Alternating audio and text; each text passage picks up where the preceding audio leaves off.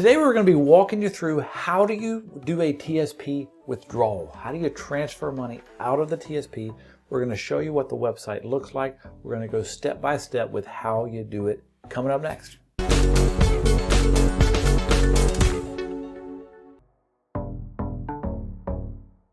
Hey, this is Mel Stubbs. I'm a financial planner here at Christy Capital Management, and we're wanting to bring federal employees good financial planning information so that you can plan better for retirement. And the TSP's come out with some new ways of doing their TSP withdrawals, ways of handling forms on their website. Back in the olden days, it was paper forms that you had to turn in. And now everything is automated on their website. And so we're going to walk you through how do you do a TSP transfer.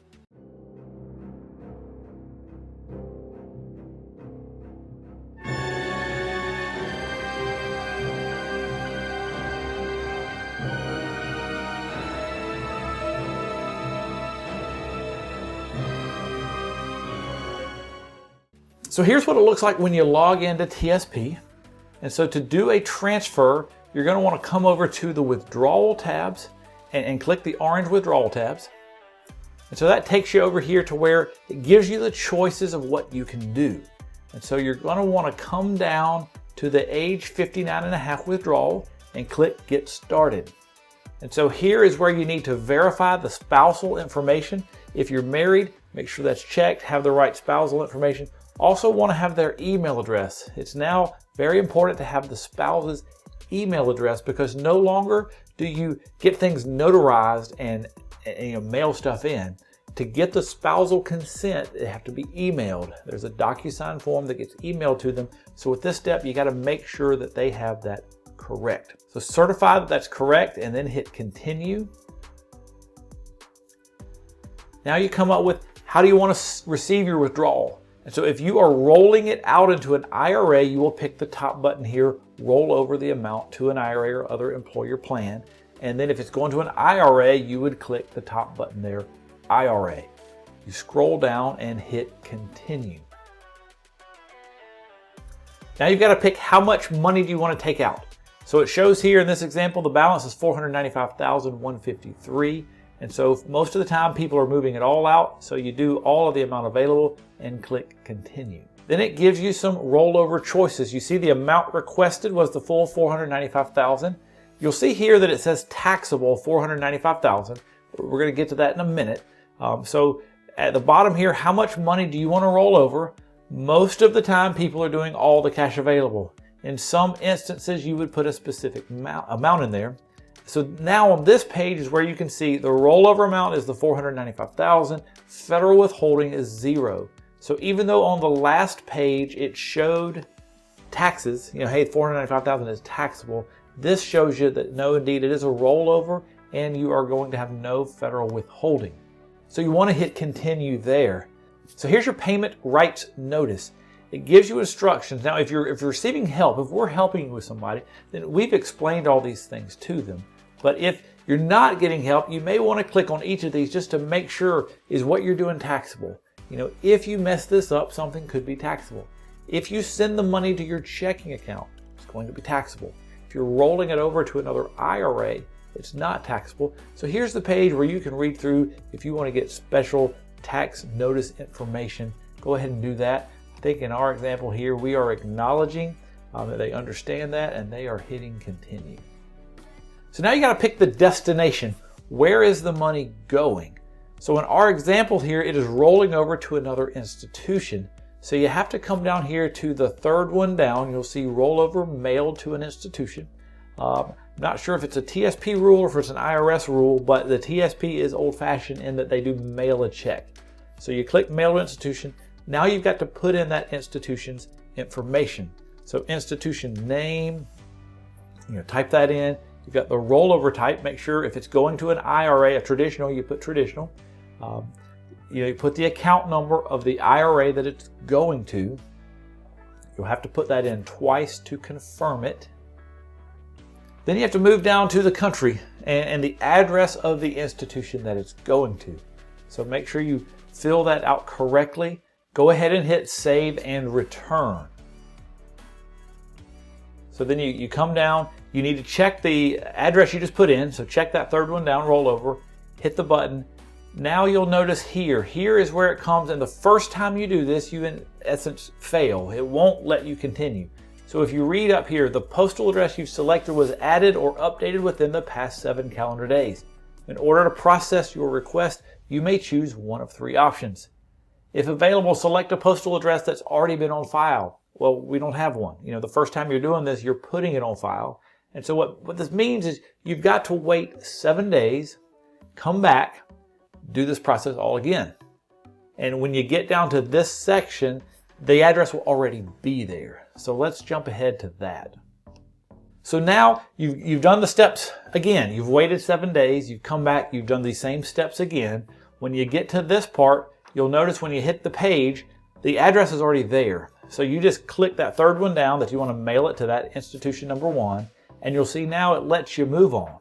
And so now you can see in this person's case, if you'll remember, they had $495,000. Hey, 7 days later, they got $500,000.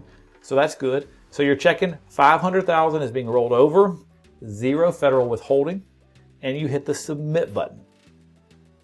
Making sure that it's going to the right traditional IRA, it's going to the right address, that type of stuff. You hit the submit button and it moves to the next step. So you'll see here it comes to text me a code. Just to verify that it really is you doing it, you want to click text a code. It will text whatever the cell phone number on file is, and then you will put that code in to move to the next step. So then you show up here, submitted successfully. So had to learn the hard way one time. There's actually one more step here. If you'll notice here in the yellow there, it's a required follow-up. Your spouse will be sent an email from DocuSign to the address that you provided earlier on in there, and the withdrawal is subject to them agreeing. So as soon as this happens, your spouse is going to be getting an email. They can go on and do their DocuSign. The process does not get submitted until they do that. So make sure that happens as well, because otherwise it just sits there in limbo waiting on your spouse to do it. So there's a step-by-step process of logging into your TSP account, going to withdrawals, filling out the information. You'll come to the point where you fail because you don't have an address that's been there for 7 days.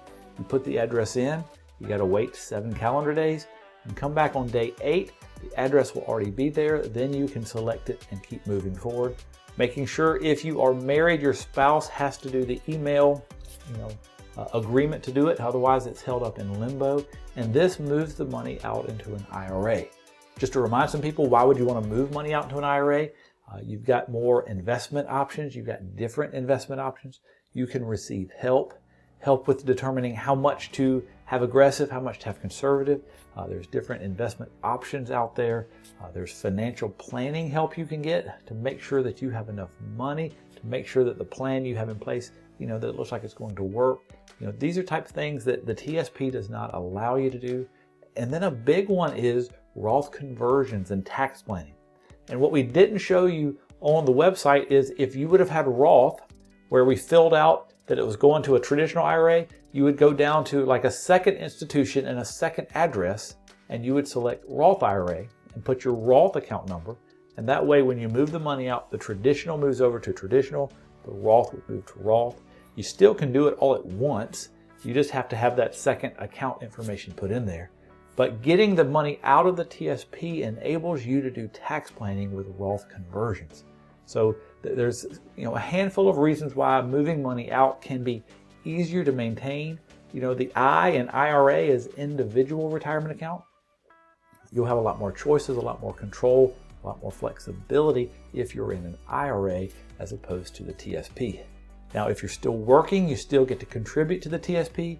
You can build it back up and then do this process again at a later date to move money out again if you should want to.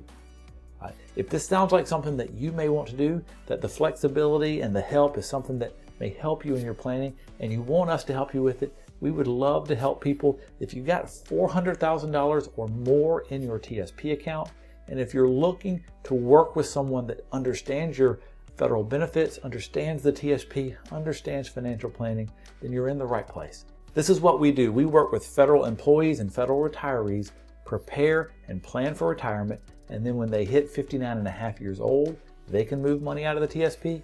When they retire, you can move money out of the TSP. And that's where we can help step in to make sure that your planning is done, making sure that you are going to have enough based on the spending that you are saying you're going to do, making sure that your spouse is taken care of. If something happens to the federal employee, we need to make sure the spouse is taken care of.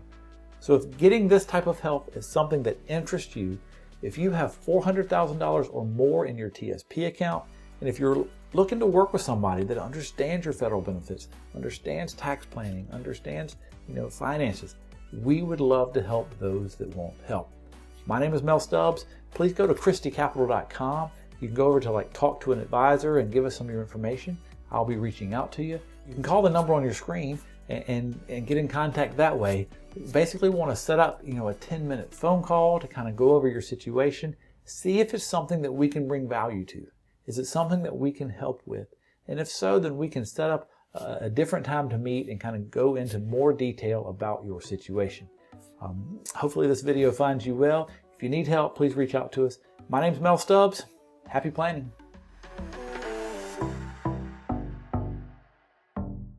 We need to do the proper disclaimers. The purpose of this video is not to give specific tax advice or investment advice. We're going over general principles and ideas that can be used, and if used correctly can save and avoid taxes. You're going to want to work with someone personally who knows your situation personally. So seek out advice from an independent financial advisor. This is for educational purposes only. I hope you enjoyed the video.